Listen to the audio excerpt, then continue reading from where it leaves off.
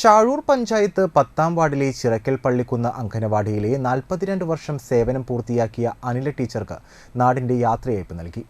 Ward member Sheeba Francis യാത്രയയപ്പ് യോഗം ഉദ്ഘാടനം ചെയ്തു.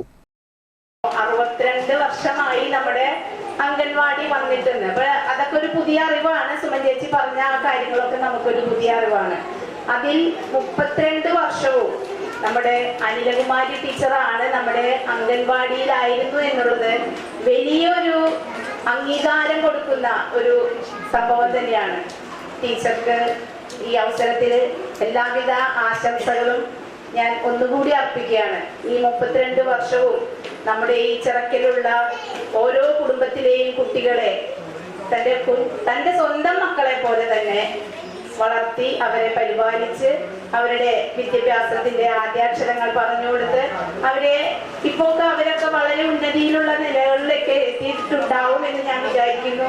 അപ്പോൾ ആ മാതാപിതാക്കൾക്കൊക്കെ വളരെയധികം സന്തോഷമാവാൻ ഒരു കാരണം നമ്മുടെ ടീച്ചറാണെന്നുള്ള വലിയൊരു സത്യം നമ്മൾ തിരിച്ചറിഞ്ഞേ പറ്റൂ.